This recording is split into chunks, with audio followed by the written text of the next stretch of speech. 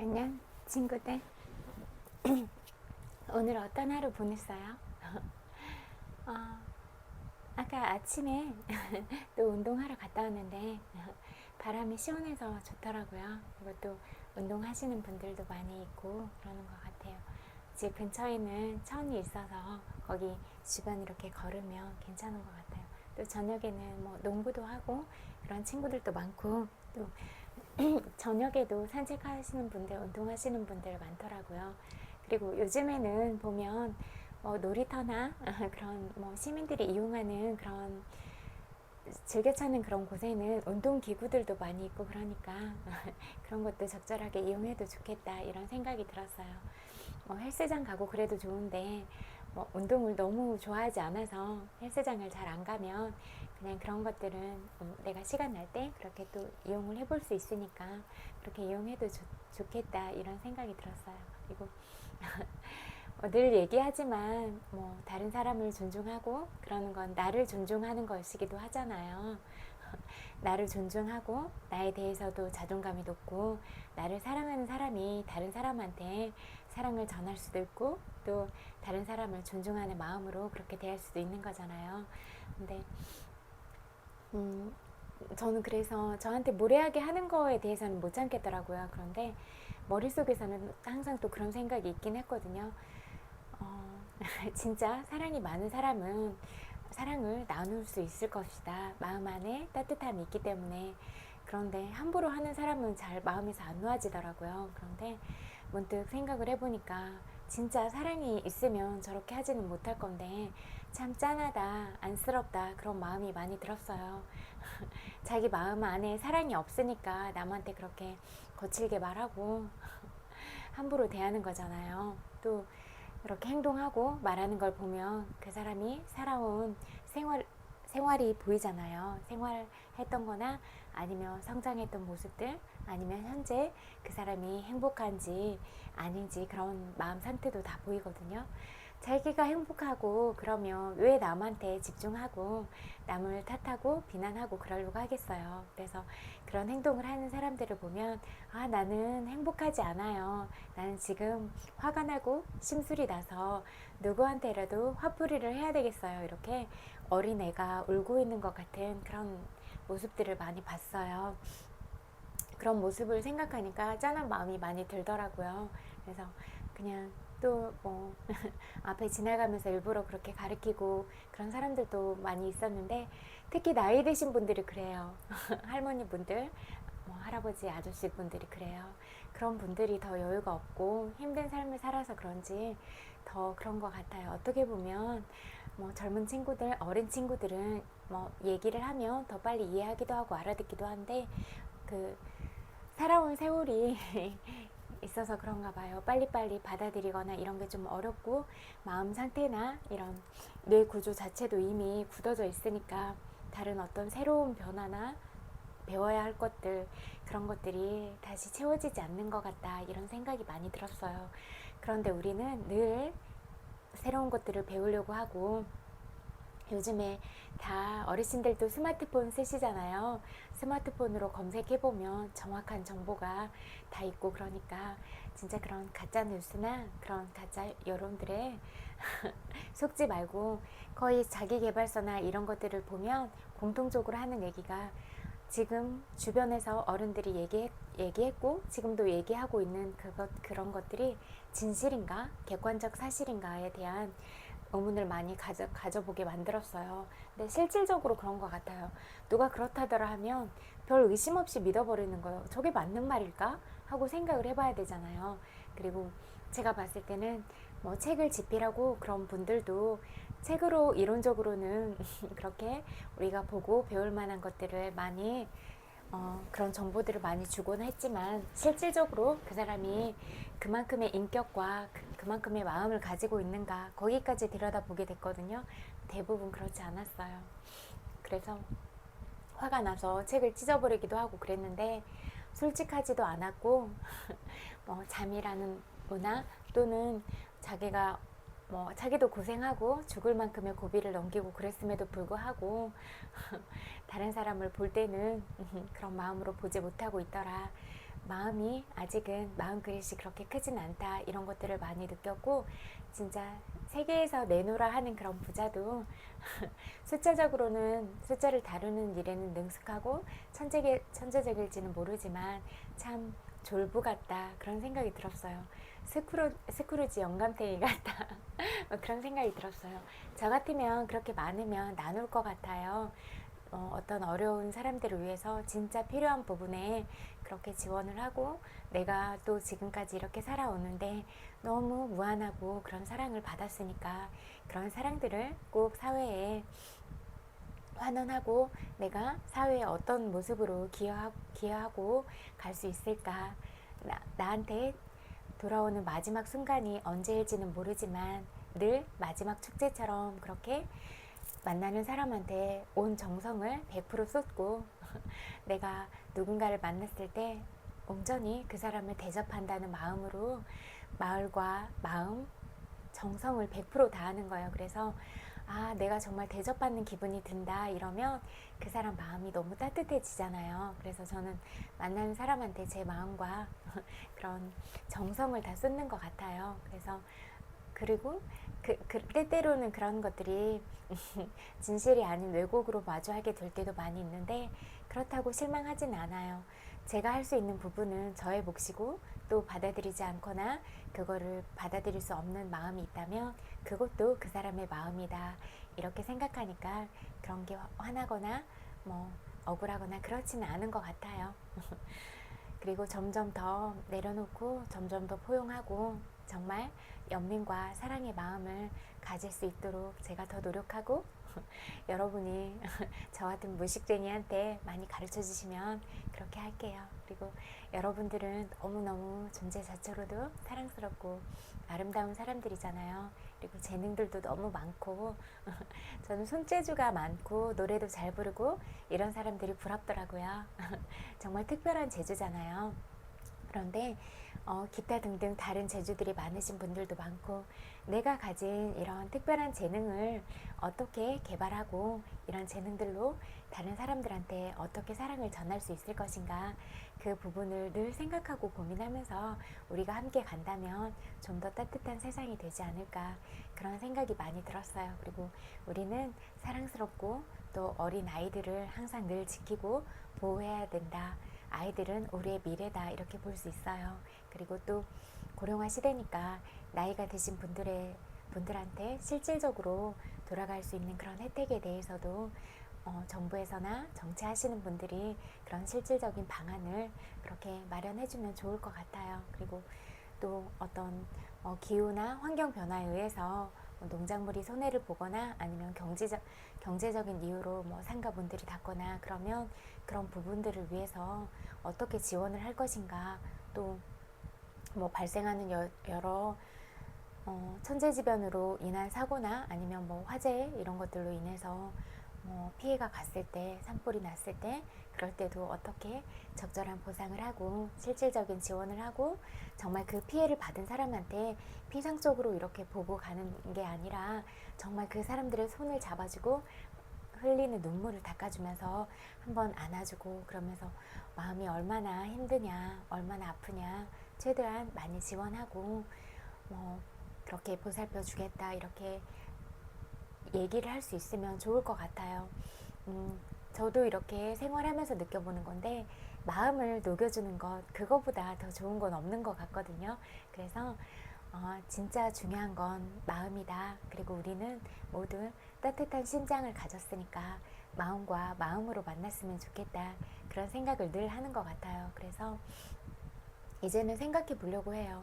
나한테 무례하게 하더라도 저 사람이 나한테 무례하게 하는데 정말 행복하면 나한테 무례하게 할 것인가, 저 사람이 나한테 폭언을 일삼거나 정말 무례한 행동을 한다면 저 사람이 행복하지 않아서 그런 거라는 걸 아니까 안쓰럽게 생각하고 더 그런 마음으로 제가 좀 더 여유롭고 그런 사람들을 위해서도 한 번씩 웃을 수 있는 그런 여유를 갖도록 실질적으로도 그렇게 실행을 하면서 삶의 모든 순간들 곳곳에서 그런 따뜻한 사랑과 온기를 전파하고 그렇게 살아가도록 더 노력할게요. 저도 솔직하고 그래서 화가 나거나 그런 거는 참지 못하고 할 말은 다 해야 되고 그런 성격이긴 한데 그래도 좀 더 여러 사람의 마음을 이해해 보려고 하는 그런 차원으로 더 가야겠다 그런 생각이 많이 들었어요. 저도 잘 모르는 부분이 많이 있기 때문에 이렇게 깨달아가는 하루하루가 있으면 깨달은 대로 또 실행은 바로 하려고 하거든요. 저는 배운 거는 바로 제 걸 삼아서 그렇게 가지고 가려고 하고 그렇게 하니까 늘 나날이 성장하는 모습으로 그렇게 친구들한테 보여주고 또 친구들도 늘 성장하는 방향으로 갈 수 있도록 그렇게 함께 갈게요. 정말 많이 사랑해요. 늘 보고 싶고 제 마음 한켠에 심장 옆에 방 한 칸 그리움의 방인 것 같아요. 그래서 어떻게 하면 아픈 마음을 달래주면서 갈 수 있을까? 말하지 못한 슬픔들은 어떤 슬픔들이 있을까? 그렇게 늘 살피고 가려고 노력할게요. 또 다행히도 제가 뭐 모든 감각이나 그런 부분들이 다른 사람보다 많이 예민해서 다른 사람이 보지 못한 그런 부분을 잘 캐치하고 잘 느끼는 것 같아요. 그리고 그런 부분도 있고 또 제가 이성적이니까 이성적으로 객관적으로 그렇게 하려고 노력하니까 또 그런 부분들이 적절하게 조화를 이루면 친구들의 어떤 힘든 부분을 조금 더 안아주고 친구들 마음에 늘 사랑이 담겨서 늘 살아있는 마음으로 살아갈 수 있게 그렇게 만들어줄 수 있지 않을까 그런 생각이 많이 들었어요. 그러니까 우리는 이 세상에 하나밖에 없는 명품이잖아요. 복제도 불가능한 한 사람 한 사람이 얼마나 사랑스러운 존재인가 늘 그렇게 보면 누구한테도 함부로 해서는 절대로 안 된다 그렇게 생각하거든요.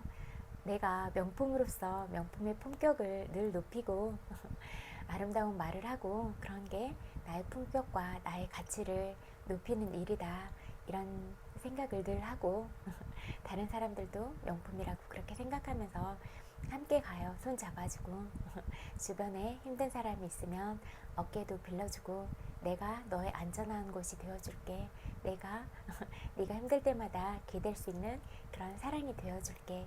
이렇게 우리 먼저 사랑스럽고 따뜻한 사람이 되는 게 중요할 것 같아요. 저녁은 맛있는 거 먹었어요? 좋아하는 사람들이랑 행복한 시간 보냈어요? 아니면 혼자 먹었어요? 저는 강아지랑 같이 먹었어요. 아까는 엄마가 오셔가지고 엄마 짜파게티 만들어 드리고 아침 운동해서 조금 피곤해서 쉬고 누워있고 그러다가 또 친구들한테 할 얘기도 하고 또 순간순간 느꼈던 것들 그런 것도 얘기 나눠보면서 네, 늘 얘기하고 싶은 건 그건 것 같아요. 어떤 것보다 사람이라는 생명, 이 생명보다 소중한 건 없다. 그래서 이런 생명의 소중함이 어떤 가치보다 우선이 되어야 된다. 이렇게 생각을 하거든요. 그러니까 말하니까 눈물 날 것 같아. 어떤 힘든 시기들을 다 극복하고 이렇게 살아있는 것만으로도 너무 감사하다. 그리고 너무 고맙다. 그리고 살아있어줘서 그렇게 사랑스럽고 예쁜 모습들을 지켜볼 수 있게 그렇게 해줘서 너무 고맙다.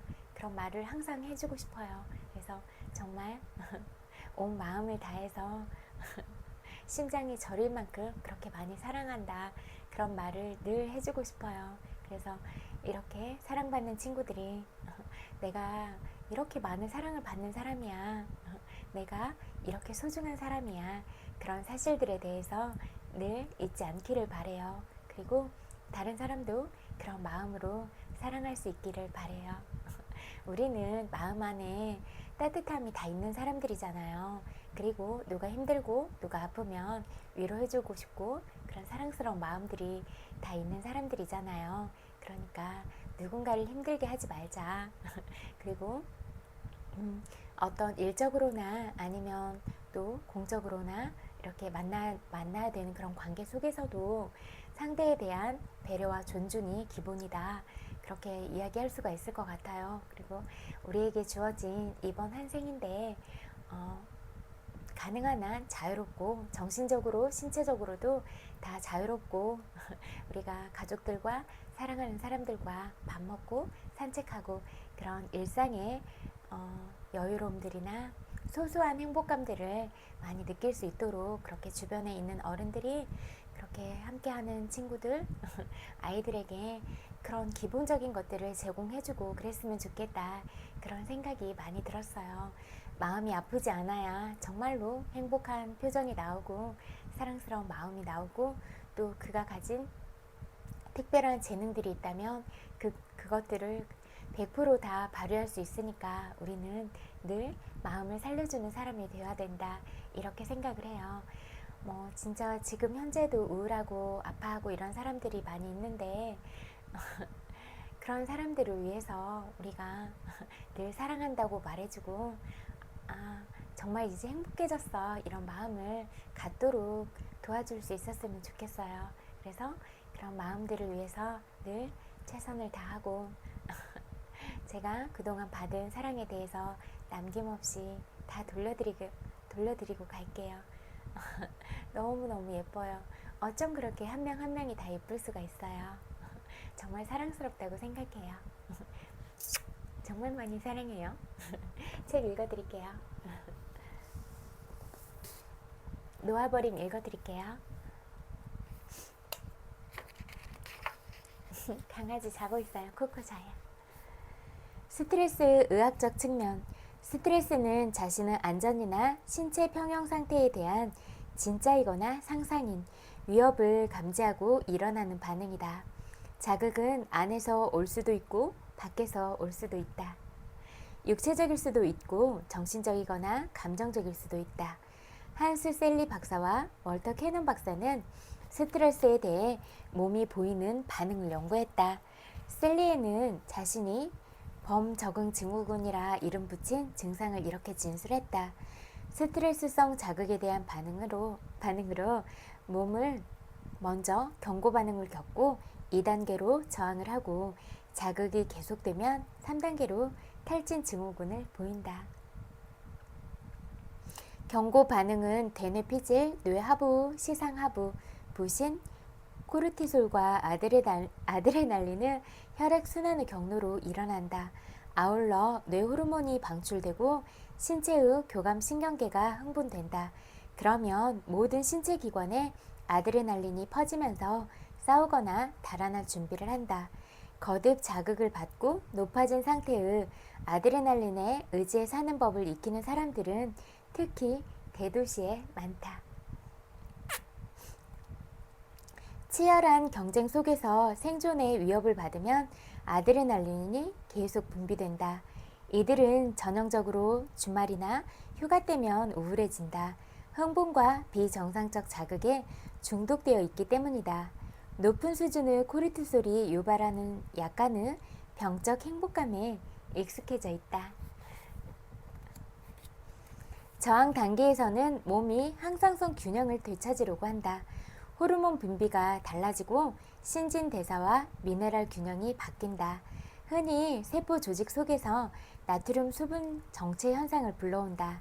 예를 들어 어떤 경영자들은 주중에는 발목이 부어 있다가 금요일 저녁에는 오줌이 자주 마렵다. 그들은 코르티솔 호르몬 수준이 갑자기 떨어지면서 생기는 침체를 호소한다.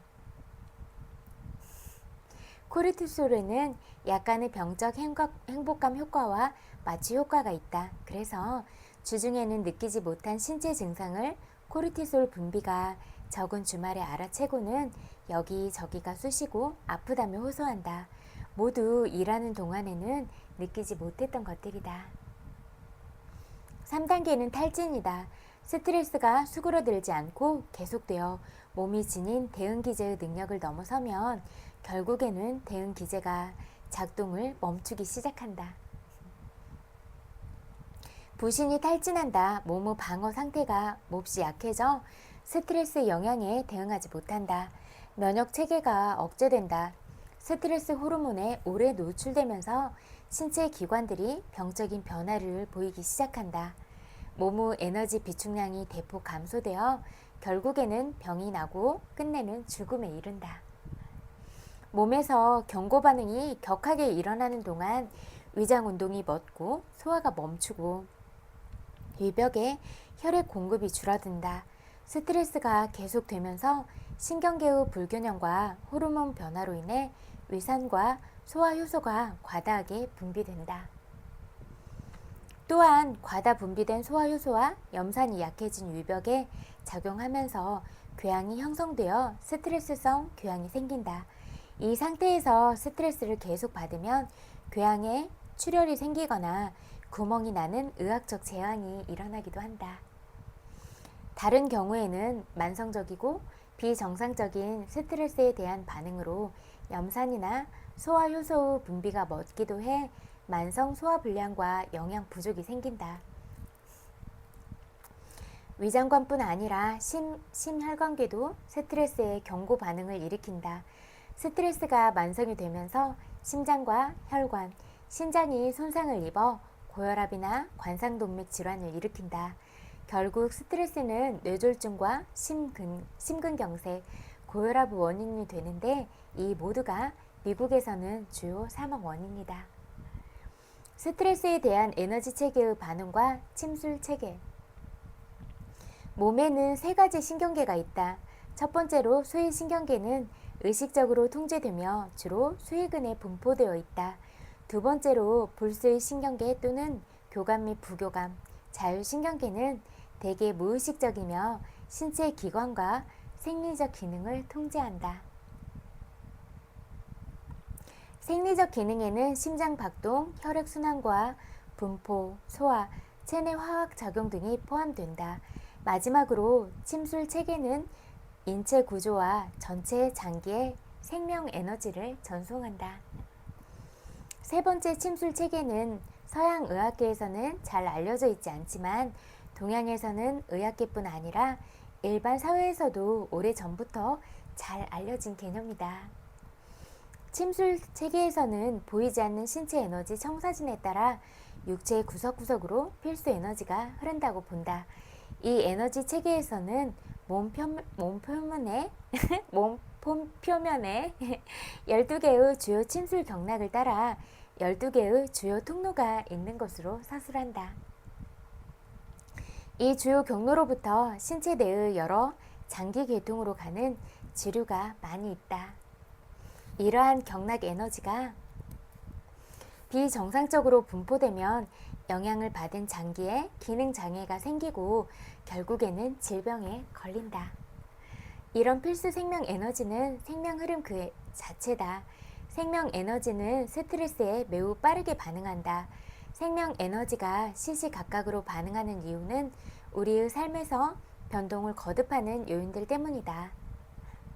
우리의 지각과 생각, 감정이 변화하는 패턴이 그런 요인이다. 신체의 의학적 반응을 측정하는 종래의 방법은 비교적 느리다. 감정이 솟구칠 때 스치는 생각으로 인해 혈압이나 맥박에 측정 가능한 변화가 생기지는 않는다. 그러나 생명 에너지 체계에는 그런 생각도 즉시 기록되므로 빠르게 일어나는 다양한 변화를 과학적, 정신적, 임상적 방법으로 관찰할 수 있다. 침술 경락 체계의 전반적 균형은 가슴샘의 활동에 의해 조절된다. 생명 에너지 체계는 가슴샘을 경유해 신체 면역 체계에 밀접하게 연결된다. 만성 스트레스는 면역 체계를 약화시키고 가슴샘을 억제하며 생명 에너지 시스템의 균형을 깬다. 가슴샘을 강화하거나 가슴샘 보충제를 복용하면 생명 에너지 체계가 균형을 되찾는다. 이에 대한 광범위한 설명은 의사 존 다이아몬드가 저술한 행동의 신체 운동학과 생명의 에너지에서 볼 수 있다. 스트레스 완화 촉진하기. 1980년대에 UCLA 대학교에서 수행한 연구에서 리베스킨트와 샤빗은 간헐적 스트레스가 엔도르핀으로 알려진 뇌 아편 분비에 미친 영향을 보여줌으로써 스트레스, 면역 체계의 억제, 암의 진행 사이의 관계를 명확히 밝혔다. 스트레스가 간헐적 충격의 형태로 가해지면 면역 체계가 억제된다. 면역 반응이 강할 때는 뇌에서 엔도르핀이 방출되고 이른바 항암 살상세포가 성장 중인 어린 종양세포를 공격해 죽인다. 그러나 면역 활동이 억제되면 엔도르핀이 줄어들고 살상세포 활동도 감소한다. 사이언스에 실린 보고서에서는 우리의 연구 결과는 중추신경계가 면역 기능을 조절함으로써 질병의 시작과 전개에 상당한 통제력을 발휘한다는 견해를 뒷받침한다. 라고 나와 있다. 또한 보고서에 의하면 항암 작용을 하는 살세포 활동이 줄고 종양의 성장은 증가하는 현상은 무력감과 관련이 있다. 인간뿐만 아니라 동물도 우울증이 있으면 면역 반응이 떨어진다. 무력감은 인간이나 동물이 스트레스성 사건을 스스로 통제할 수 있다고 느끼는 정도와 관련이 있다. 이러한 연구 결과는 우울증과 무력감이 암과 관계가 있다는 것을 설명하는 데 도움이 된다. 또한 스트레스 반응은 동물과 인간에게 육체적 질병이 생기기 위한 주된 전제 조건이라는 사실이 추가 연구에 의해 밝혀졌다. 스트레스가 면역체계에 미치는 전반적 영향은 스트레스를 받으면 사람이나 동물 자신의 체성분을 공격하는 자기 항체가 생성되는 탓에 면역체계가 차단되는 것이다. 반대로 자기 항체가 차단되면 면역 기능이 되돌아온다. 따라서 면역체계의 차단 상태는 되돌릴 수 있는 것이다. 예를 들어 파리의 파스테르 연구소에서 수행한 연구에서 보고 몰레츠 면역 혈청이라 불리는 것이 나왔는데 이 혈청을 피부 내에 주사하면 면역 체계가 재가동된다. 이 치료법을 IBR 면역 생물제제 젊음 회복 요법이라고 부른다. 적은 양의 혈청을 피부층 사이에 사흘 연속으로 주사하면 면역 체계가 신속히 재가동된다. 의학이 아닌 방법으로도 건강에 도움이 되는 신체 반응이 재가동된다. 예를 들어 명상 수행은 스트레스 및 우울의 감소와 상관관계가 있다. 대학생을 상대로 한 실험에서 명상을 했을 때 스트레스성 염증 반응이 줄어들었고 이러한 감소는 우울증 완화와 연관이 있다는 것이 확인되었다. 연구 결과 6주간의 명상 훈련에 충실히 참가한 학생들은 면역 체계의 기능 개선을 경험했다. 하지만 4명 수행 기법은 제외하고 스트레스에 관한 정보만 교육받은 대조군 학생들은 생리적이나 심리적으로 개선된 것이 적거나 없었다. 내가 임상조언자로 참여해 1980년대에 진행된 미출간 연구 결과를 보면 의학적인 스트레스 감소법에 비해 내면 수행 기법이 효과가 더 크다는 사실을 알 수 있다. 점진적 휴식 같은 의학적 방법은 긍정적 효과가 있다. 그러나 내면 기제를 의식적으로 적용하면 심박수와 혈압에 미치는 개선 효과가 더욱 크고 오래간다. 이러한 과학적 연구 결과는 놓아버린 기법 같은 내면 기술의 사용법을 익힌 사람들에게는 놀라운 것이 아니다. 놓아버림 기법은 어떤 상황에서도 적용할 수 있는 내적 항복 과정이다. 경험자들의 보고에 의하면 감정이 올라올 때 부정적 감정을 놓아버리는 법을 배우고 나면 힘든 상황에서 더 침착하기 때문에 스트레스를 더 잘 처리할 수 있다. 신체 운동학 테스트, 즉 근육 테스트는 마음과 몸이 직접적으로 어떤 관계에 있는지를 연구하는 좋은 방법이다. 기본적인 테스트 방법은 비교적 널리 알려져 있고 배우기도 쉬우며 매우 유용한 정보를 준다. 진단 전문가들은 신체 운동학적 방법을 사용해 침술 체계의 평형 상태, 침술 경락, 생명 에너지 체계의 전반적 기능을 테스트한다. 신체 운동학이 주로 근육 테스트를 다루는 것은 생명 에너지가 갑자기 저하되면 근육계가 급격히 약해지기 때문이다. 이런 반응은 부정적 에너지가 생명 에너지 체계의 오라 속에 조금만 들어와도 일어날 수 있다. 그런 자극은 물리적인 것일 수도 있다. 인공 감미료, 형광등 불빛, 합성식품, 합성 섬유, 헤비메탈 그룹이나 랩 음악 그룹이 내는 특정 리듬 등이 이런 자극에 해당한다. 그러나 마음과 몸의 관계를 이해하기 위해 가장 주목해야 할 자극은 부정적인 생각이나 감정이 주는 즉각적인 약화다. 부정적인 생각이 감정이 들면 곧바로 몸이 약해지며 몸에 흐르는 에너지의 균형이 깨진다. 신체 운동학적인 근육 테스트는 마음과 몸 사이의 관련성을 아주 멋지고 극적으로 보여주기 때문에 직접 체험해 볼 만하다. 테스트 방법에 대해 좀 더 자세히 설명하면 방법은 지극히 간단하고 두 사람만 있으면 된다. 테스트에서 정확한 결과를 얻으려면 시험자와 피시험자 둘 용기의 의식 수준 이상이어야 한다는 점에 유의해야 한다. 즉 진실에 헌신한 사람이라야 볼 수 있다. 저도 여기까지 읽을게요. 저도 이 부분에 동의해요. 정말 좋은 것들을 가르쳐주면 그 부분에 대한 인지나 그 부분을 배우려고 하는 사람들이 많지가 않아서 쉽게 가져가지 못했어요. 깨어있지 않았어요. 그런데 뭐 부정적인 것 그런 것들에 하지 말아라 하면 그런 것들을 오히려 더 하는 거예요. 그래서 진짜 저는 이성적인 사람으로서 생각을 해보면 정말 이해가 되진 않더라고요. 딱 봐도 합리적이지 못한데 저게 누구를 위한 걸까? 나를 위한 걸까? 나를 위한 것도 아니고 상대를 위한 걸까? 그런 것도 아니고 내가 지은 대로 내가 베푼 대로 나에게 돌아올 것인데 내가 다른 사람한테 피해를 주면 피해를 당한 사람이 나한테 사랑스러운 마음을 줄 것인가? 이거는 자명하게 보이는 진실들이거든요. 그런데 내가 한 행위나 내가 먹은 마음 이런 부분들에 대해서는 전혀 생각을 하지 않고 살아가고 있구나. 나는 어떻게 살아가고 있는가? 나는 사람들에게 어떤 행동을 하고 어떤 말을 하고 살아가고 있는가? 이 부분에 대한 자아 성찰 그리고 객관적 시야의 확보 이런 게 더 중요하다. 이런 생각이 늘 드는 것 같아요. 그리고 관점들을 남으로 가져가지 마세요. 남들이 뭐 중요해요? 내 마음과 나를 사랑하는 사람 그리고 우리가 정말로 따뜻한 가슴으로 만날 수 있는 사람 그런 사람들이 진짜 내 평생 마지막 축제까지 함께 가야 될 사람들 아니에요. 그리고 그런 마음을 먼저 주고 상대가 그렇지 않을 때는 심리적 거리를 두거나 안녕을 이야기해도 괜찮은 것 같아요. 맞잖아요.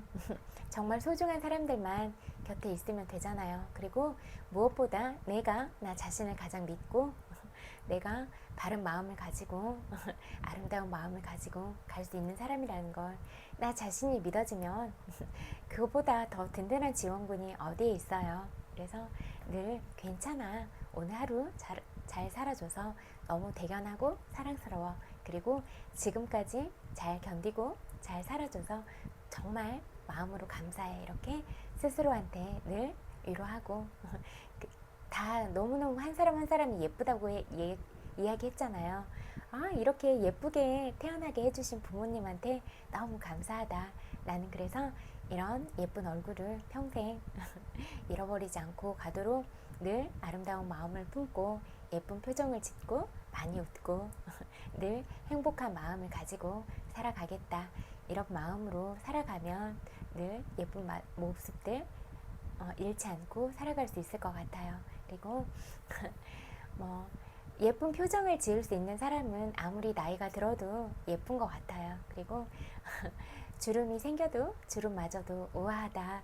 참 품격 있다. 저 사람이 하는 말처럼 저 사람이 하는 생각처럼 닮고 싶다. 배우고 싶다. 우리는 그렇게 누구한텐가 귀감이 될 수 있는 그런 사람이 되는 게 중요할 것 같아요. 난 저렇게 행동하고 싶지 않아. 난 저런 사람 되고 싶지 않아 라는 말 듣고 싶으세요? 어떠세요? 이왕이면 저 사람은 정말 우아하다, 품격 있다, 한마디 말을 해도 진정성이 느껴지고 늘 말 한마디 한마디에 사랑을 담았구나, 그렇게 느낄 수 있도록 우리가 그런 방향으로 가는 게 중요할 것 같아요.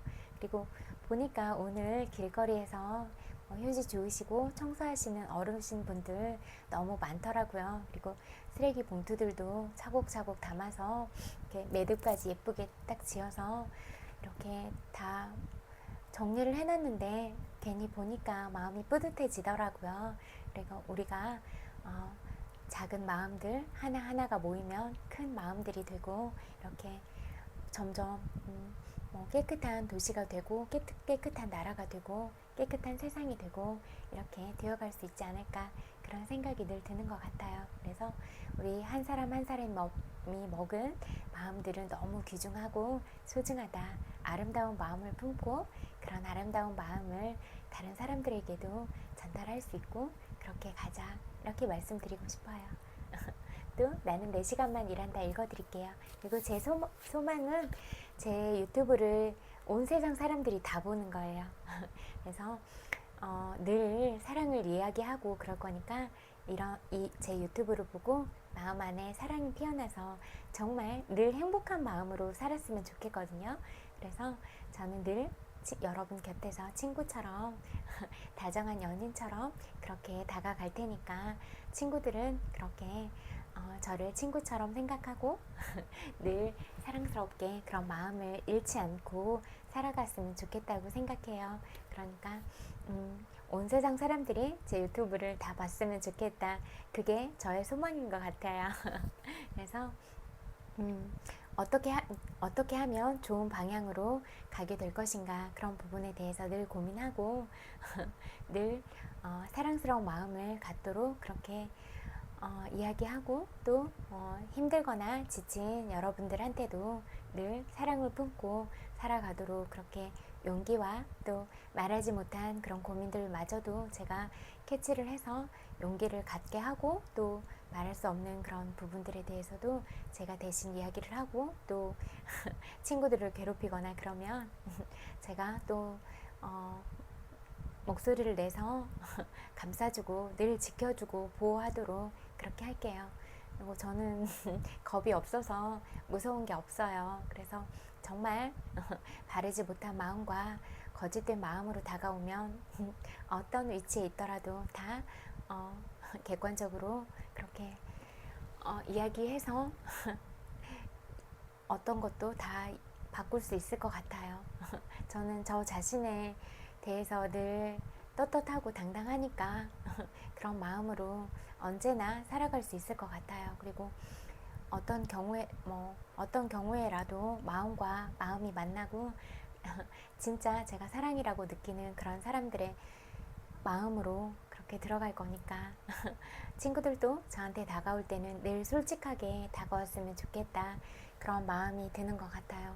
누가 뭘 잘하고 있을 때 그걸 방해하려고 그렇게 하지 말고 그건 내가 지금 행복하지 않아서 너한테 그렇게 방해를 하고 싶은 거야, 그런 행동이니까 그런 마음으로 하지 말고 내가 왜 이런 마음을 품었는가, 내가 지금 행복하지 않구나, 내 삶이 지금 불행하다고 생각이 자꾸 드니까 잘 지내고 있는 사람들한테 그렇게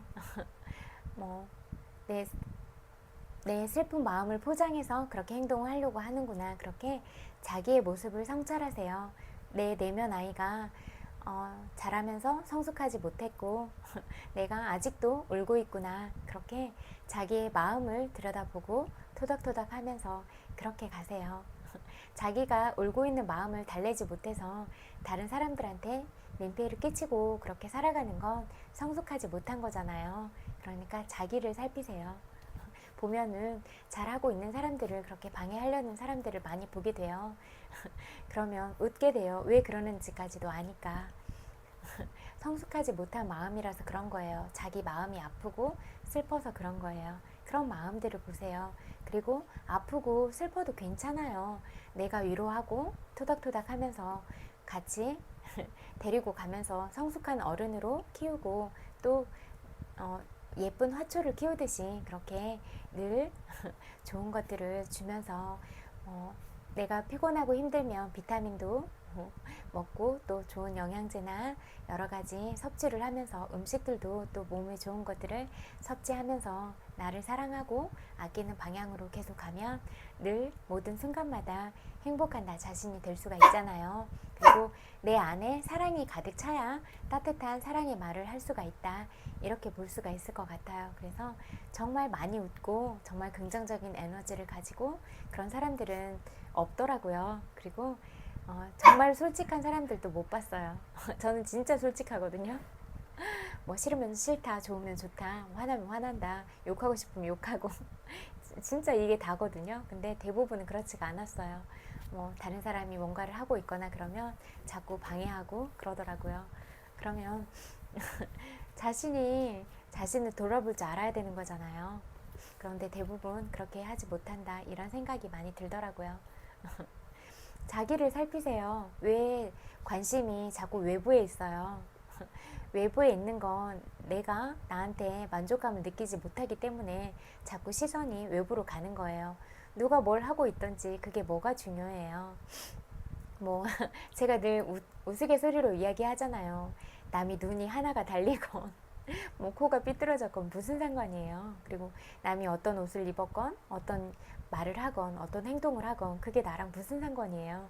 다만 내가 배울 수 있을 거나 함께 그 사람과 좋은 마음으로 성장으로 가고 싶으면 함께 가는 거고 그렇지 못하면 나 자신 안에서 문제를 찾아야지 그걸 왜 외부로 가지고 가세요? 그건 말도 안 된다고 생각해요. 그리고 늘 뭐 누구랑 비교하고 그러면 그런 것도 아무 소용이 없어요. 나는 내가 잘하는 일을 하면 되고 상대방은 상대가 잘하는 걸 하면 되고 그렇잖아요. 나와 상대가 다른데 그거를 자꾸 비교하려는 마음을 가지고 가고 그러면 그런 게 다 무슨 소용이에요. 내가 가진 복과 다른 사람의 복이 다른 거예요.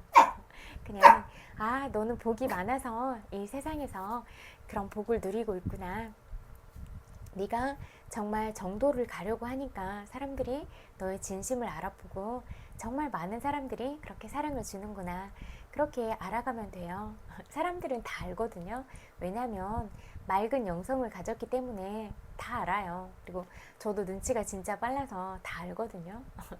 그런 제가 진짜 뭐 미세 근육을 사용하거나 그런 뭐 말의 어조 높낮이나 말투 이런 거에서도 다 그 사람의 감정과 그 사람이 지금 현재 처해 있는 상황들 이런 것들을 다 캐치한다고 했잖아요.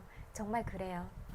그래서 어렸을 때부터 좀 소통이 안 되는 면이 있었어요. 왜냐면 저는 되게 예민하고 그렇게 다 느껴지는데 다른 사람들과 공감이 되지 않는 부분이니까 알지 못하는 부분에 대해서 보지 못하는 부분에 대해서 이건 이런 거야 라고 말해도 그 부분에 대한 의식 자체가 깨어있지 않기 때문에 아무리 좋은 걸 주려고 해도 다 알아듣지를 못했어요. 이해하지도 못했고 또 특히 만약에 모르더라도 이렇게 경청하려는 귀가 열려 있으면 괜찮은데 대부분 사람들은 말을 잘 듣지 않아요. 그래서 그냥 내가 너의 말을 온전히 100%를 들어보겠다. 들어보고 그 다음에 내가 또 내 생각을 말하겠다. 이렇게 가야 되는데 대부분 자기의 생각으로만 듣고 상대방이 하는 말을 듣지 않았어요. 안 들으니까 모르는 거예요. 자기 그런 고집스러운 마음과 그런 생각들에 고착화돼 있어서 새로움들이 들어올 자리가 없는 거예요. 그런데 우리가 그래서 마음도 생각도 말랑말랑한 상태가 되어야 된다. 그래야 그런 것들이 들어올 수 있다. 이렇게 생각을 해요.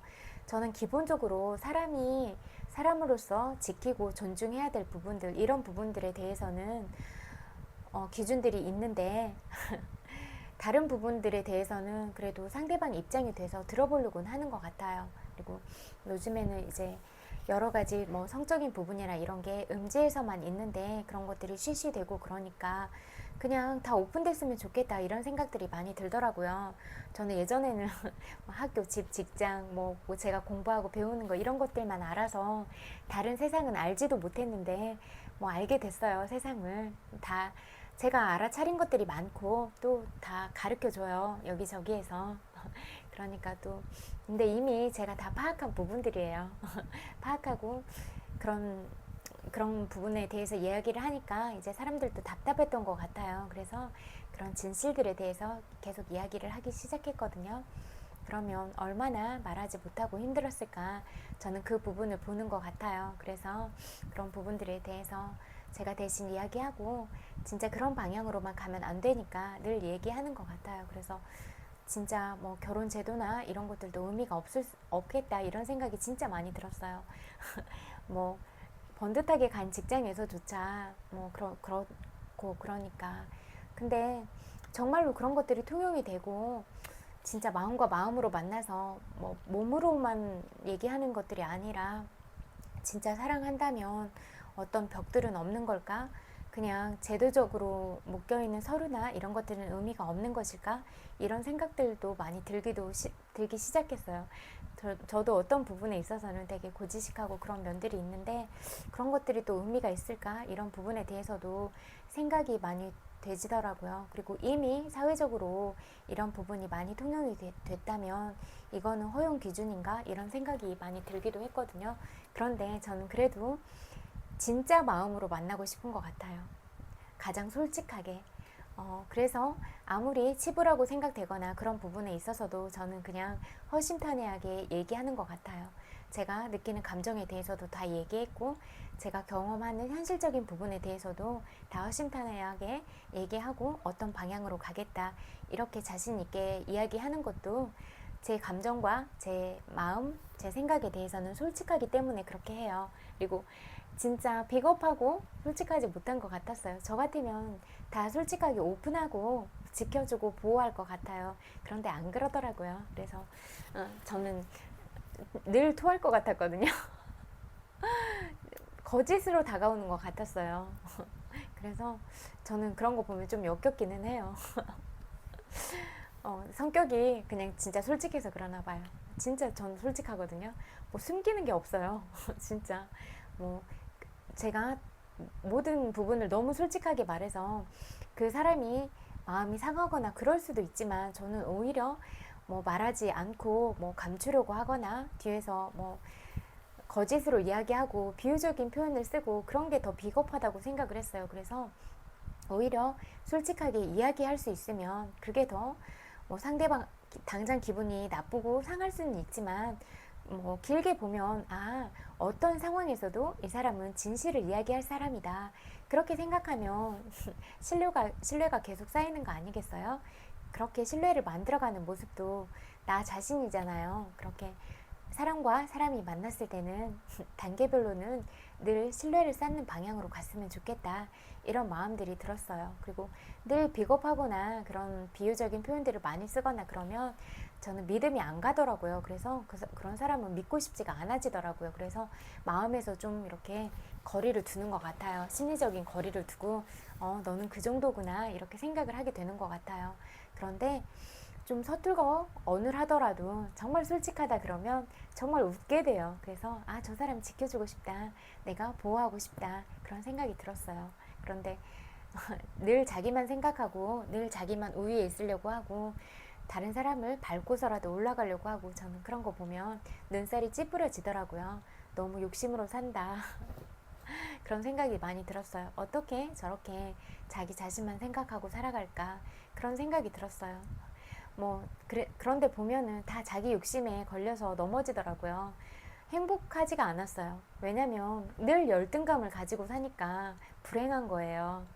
속으로 늘 비교하는 거예요. 저 사람보다 내가 못하면 저 사람보다 뭐 예쁘지 않다거나 저 사람보다 뭐 마음그릇이 크지 않다거나 그런 것들을 늘 비교하면서 자기 자신을 자책하고 그렇게 살아가는 거예요. 나보다 더 잘하는 사람이 있으면 어때요? 그냥 넌 그걸 잘하는구나. 난 이런 걸 잘해. 그러면 되잖아요. 각자 모습이 다른데 저는 그렇게 생각해요. 책 읽어드릴게요. 책 읽어주려고 하다가 얘기할 부분이 생각이 나니까 이런저런 얘기를 더 하게 되는 것 같아요.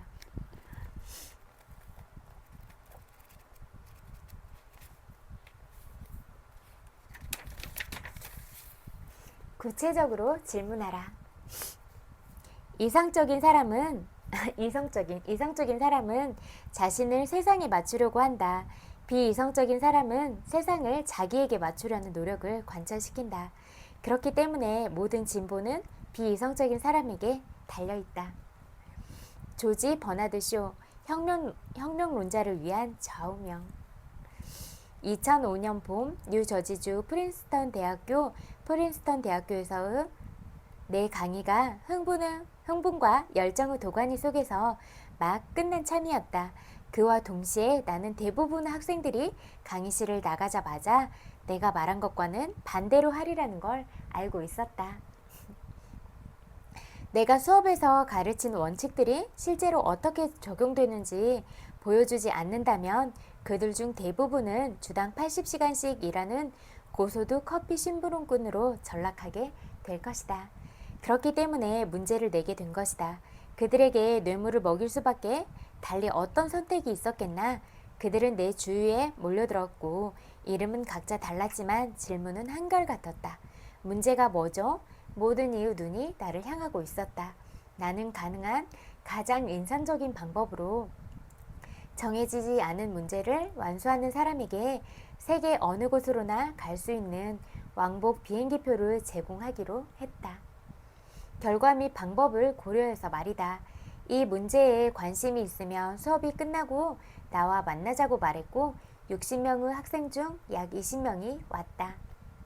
이 임무는 내가 그들에게 가르쳐준 전술을 사용하게 만드는 한편 그들의 안전지대를 시험할 수 있게 고안된 것이었다. 임무는 단순했다. 만남이 불가능해 보이는 세 사람에게 연락해 적어도 한 명에게 세 가지 질문에 대한 답변을 얻어내는 것이다. 그 세 사람이 제니퍼 로페즈건 빌 클린턴이건 J.D. 셀린저건 상관없다. 지구를 횡단할 수 있는 공짜표를 얻으려고 혈안이 돼 입에 거품을 문 20명의 학생 중에서 몇 명이나 이 문제를 완수했을까? 정확히 말해서 아무도 없었다. 단 한 명도. 제가 느끼는 감정들인 거예요. 정말 진실한 사람이 없더라고요. 누군가에게 그렇게 하게 만드는 건 쉬운 일이 아니죠. 그래서 아주 중요한 과제물 제출 기한이 다 돼서요. 그래서 그렇게 하고 싶었죠. 하지만 방법이 여러 변명거리를 내놓았지만 단 하나의 진정한 이유가 있었으니 바로 그 도전이 어렵다는 생각, 아마도 불가능하리라는 생각, 그리고 다른 학생들이 더 잘할 것이라는 생각이었다. 모든 학생들이 그 경쟁을 과대평가했기 때문에 단 한 명도 완수하지 못했던 것이다. 내가 정한 규칙에 따르자면 단지 읽기 힘든 한 단락짜리 답장만이라도 누군가 내게 보내주었더라면 나는 그들에게 상을 주었을 것이다. 이 결과는 나를 흥미진진하게 만드는 동시에 실망시켰다. 그 다음 해에는 상당히 다른 결과가 나왔다.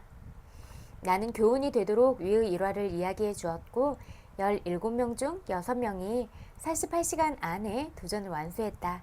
그러면 두 번째 클래스 학생들이 더 우수했던 것일까? 아니다. 사실 첫 번째 클래스에 능력 있는 학생들이 더 많았다. 하지만 그들은 아무것도 시도하지 않았다. 화력은 가지고 있었지만 방아쇠를 당길 손가락이 없었다고나 할까? 두 번째 클래스는 단지 일에 착수하기 전에 내가 그들에게 해준 이야기를 받아들인 것 뿐이었다. 현실적인 일보다 비현실적인 일이 더 쉽다. 억만장자와 연락을 취하는 것에서부터 유명 인사들과 교제하는 것에 이르기까지 이것은 실제로 그럴 수 있다고 믿는 것만큼이나 쉬운 일이다. 두 번째 그룹 학생들은 위의 두 가지를 모두 해냈다. 정상은 외로운 법이다. 세상 사람들 중 99%는 그들이 대단한 일을 성취할 능력이 없다고 믿고 그 때문에 목표를 평균 수준으로 잡는다. 그리하여 현실적인 목표에 대한 경쟁이 가장 피 터지게 되기 때문에 역설적이게도 가장 시간도 많이 들고 에너지 소모도 많다. 100만 달러를 모으는 것보다 1000만 달러를 모으는 것이 더 쉽다. 술집에 가서도 8점짜리 여자 5명을 유혹하는 것보다 10점짜리 완벽한 여자 1명을 유혹하는 게 더 쉬운 법이다. 당신이 자신감이 없다면 알아두라. 세상의 다른 사람들도 거의 다 그렇다는 것을. 경쟁에 대해 너무 과대평가하지 말고 자신을 과소평가하지도 마라. 당신은 생각보다 훨씬 더 나은 사람이니까. 유별나게 또 다른 이유에서도 비이성적인 그리고 비현실적인 목표는 달성하기 쉽다. 유별나게 큰 목표를 세우면 아드레날린이 생성된다. 이 아드레날린은 목표를 이루는 데 동반되는 피할 수 없는 고난이나 시련을 인내하고 극복할 수 있는 힘을 준다. 평범한 수준의 포부에서 비롯된 현실적인 목표는 영감을 주지 못할 뿐만 아니라 오히려 또 다른 문제를 부채질해서 결국 당신을 포기하게 만들 뿐이다. 주어지는 대가가 그저 그렇다면 당신의 노력 또한 그저 그럴 수밖에 없다. 그리스 섬을 일주하는 선상 여행을 위해서라면 벽이라도 통과하겠지만 오하이오주 콜럼버스로 주말 여행 정도를 위해서라면 먹던 시리얼 브랜드조차도 바꾸지 않을 것이다. 현실적이기 때문에 콜럼버스 여행을 선택한다면 목표를 이루기 위해 아주 사소한 장애물조차 뛰어넘을 열정이 생기지 않을 것이다. 수정같이 맑고 아름다운 그리스 바다와 마시는 와인을 머릿속에 떠올렸을 때 우리는 꿈꿀 가치가 있는 꿈을 위한 전투 태세를 갖추게 된다. 1에서 10단계까지도 성취 난이도 면에서 보면 그리스 쪽이 10, 콜럼버스 쪽이 2에 해당할지라도 콜럼버스 쪽이 실패할 가능성이 더 크다는 것이다. 낚시도 사람들이 잘 가지 않는 곳이 더 잘 되듯이 자신감이 부족한 세상의 다른 모든 사람들이 안타를 생각할 때는 홈런을 노려야 치기 쉬운 법이다. 큰 목표를 위한 경쟁은 적기 마련이니까 큰 일을 하려면 당연히 큰 일을 필요로 한다. 당신은 무엇을 원하는가? 대부분의 사람들은 자신이 무엇을 원하는지 전혀 알지 못한다. 나도 내가 무엇을 원하는지 모른다. 반면 나에게 앞으로 5개월 안에 외국어를 익히기 위해서 무엇을 해야 하는지 묻는다면 금방 말할 수 있다. 즉, 구체성의 문제인 것이다. 당신은 무엇을 원하는가 라는 질문은 의미 있고 실행할 수 있는 답을 끌어내기에는 너무나 막연하다. 이런 질문은 잊어버려라. 당신의 목표는 무엇인가? 라는 질문 또한 아프것처럼 혼란과 어림짐작만 불러일으킨다. 이 질문을 풀어서 다시 하자면 한 발짝 뒤로 물러나 더 큰 그림을 보아야 한다. 우리에게 10가지 목표가 있고 그것들을 이루려고 한다고 가정해보자. 그동안의 모든 노력을 가치 있게 할 바람직한 결과는 무엇일까? 가장 흔한 대답은 바로 행복이다.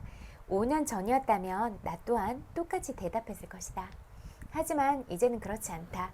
행복이라는 말은 그간 너무나 남용해 그 뜻이 모호해져 버려 와인 한 병으로도 살 수 있게 되었다. 나는 실제 목표를 반영할 수 있는 더 정확한 답이 있다고 믿는다. 지루하더라도 참고 듣도록. 행복의 반대말은 무엇일까? 슬픔? 아니다. 사랑과 증오가 동전의 양면인 것처럼 행복과 슬픔도 그런 관계이다. 행복에 겨워 눈물을 흘리는 게 완벽한 예다. 사랑의 반대는 무관심이고 행복의 반대는 반박의 여지없이 지루함이다. 행복이야말로 실질적인 의미에서 행복의 동의어이고 당신이 추구하려고 노력해야 하는 것이다. 행복은 만병통치약이다. 사람들이 당신에게 열정이나 행복을 추구하라고 권할 때 사실 그들은 똑같은 하나의 개념에 주목한다. 그건 바로 흥분이다. 다시 우리 이야기로 되돌아오자. 당신이 물어야 할 것은 다른 무엇을 원하는가? 나의 목표는 무엇인가가 아니라 무엇이 나를 흥분시키는가이다. 여기까지 읽을게요. 친구들 오늘도 또 제 이야기 들어주셔서 너무너무 감사해요. 100만 번 볼뽀뽀 보내드릴게요. 그리고 오늘도 친구들 엄청 많이 보고 싶어서 왔어요.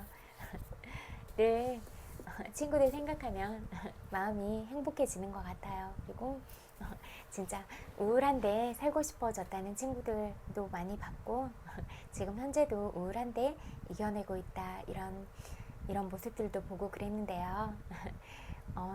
친구들이 뭘 잘해서 예쁜 게 아니라 그냥 친구들이라는 존재 자체로 너무너무 사랑스럽고 아름다운 사람이다 이렇게 볼 수가 있어요. 그러니까 지금 힘들지만 이 순간들은 모두 지나갈 것이다 이렇게 생각을 하고 제가 들려드리는 노래들이나 그런 것도 늘 용기를 내고 그러라고 그러는 거니까 뭐 삶이 속이더라도 우리가 우리 자신을 믿고 정말로 우리를 아끼고 그렇게 믿고 의지해주는 사람들이 몰리기 시작한다면 우리의 진심의 가치들은 늘 이길 것이다. 저는 늘 사랑이 이긴다고 생각하거든요. 그래서 가장 마음 안에 사랑을 많이 품은 사람, 그리고 다른 사람들을 이해하고 다른 사람들을 넓은 마음으로 마음그릇을 키워서 온 우주를 품으려고 하는 사람이 진짜 사람들의 마음을 얻을 수 있을 것이다 이렇게 생각을 해요. 왜냐하면 진실은 감추기 어려운 법이잖아요. 그리고 말하는 모든 모습들은 그 사람이 살아온 나날들일 텐데 그런 게 어떻게 거짓으로 가려질 수가 있겠어요.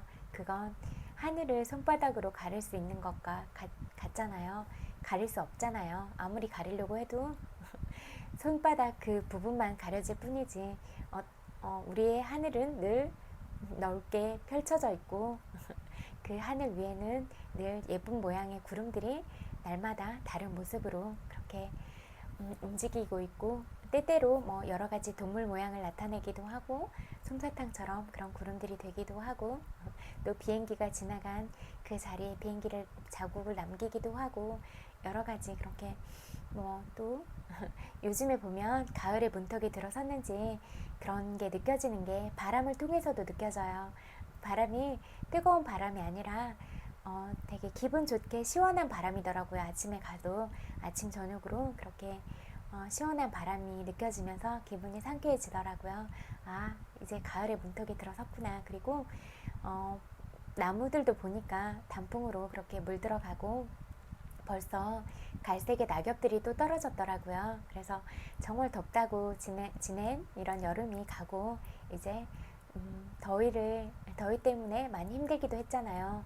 더위가 워낙 기승을 부려서. 그런데 그래도 이제는 좀 시원해졌으니까 우리가 그런 가을빛으로 물들어가는 그런 예쁜 빛깔들도 자세히 관찰하면서 행복감들을 찾고 또 피부로 느껴지는 그런 자연의 느낌들이나 그런 바람의 느낌, 바람의 온도 그런 것들을 다 그런 것들에 집중하면서 우리의 감각을 그렇게 모든 것들을 느끼고 그러는데 사용해서 우리가 좀 더 행복해지는 방향으로 그렇게 사용할 수 있으면 좋겠다. 그리고 뭐 산 좋아하시는 분들은 산에도 가고 힘들면 둘레길을 가기도 하고 그래서 자연 속에서 그렇게 아름다움들을 찾고 우리의 행복을 느낄 수 있고 그랬으면 좋겠다고 생각이 돼요. 그리고 우리는 주변 사람들과 사탕 하나, 초콜릿 하나라도 나눠 먹고 비타민 음료나 이런 것들도 나눠 먹고 그렇게 늘 사랑을 전하면서 살면 좋겠다. 그리고 우리 집에 어떤 업무 때문에 찾아온